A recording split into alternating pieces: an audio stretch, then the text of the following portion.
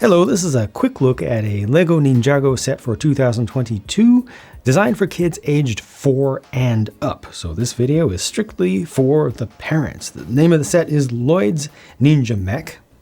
Kind of obvious, it's exactly what it is.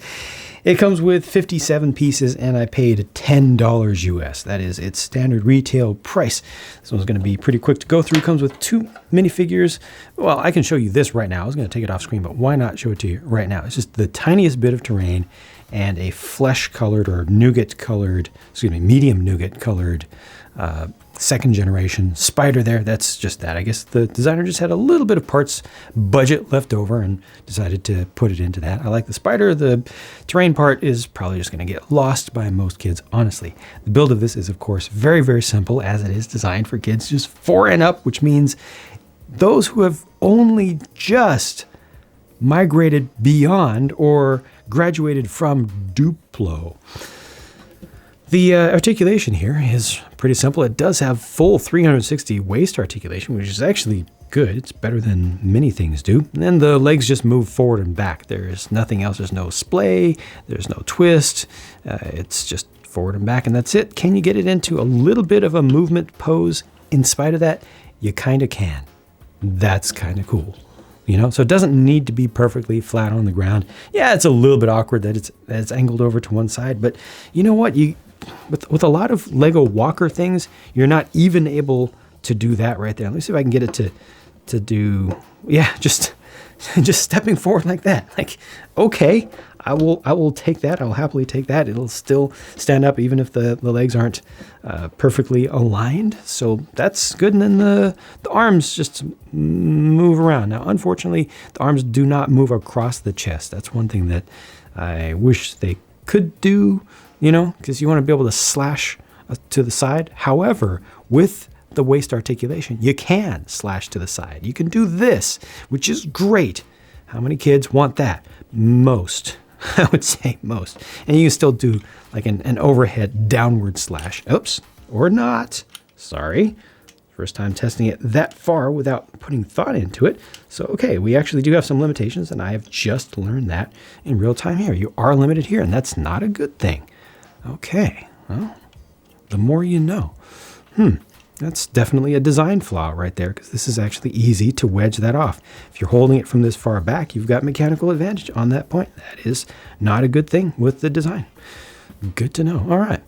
Print there on the front, of course, no stickers in a 4+ set. It's easy to get access to the generous platform for the figure to sit there. And even if you don't attach the figure all the way, you can just kind of drop them in there and it's still, you know, still going to just kind of hold in place. Eventually it'll fall out with a lot of vigorous play, but I think this is the way to go rather than having a panel piece that you have to carefully line up or anything.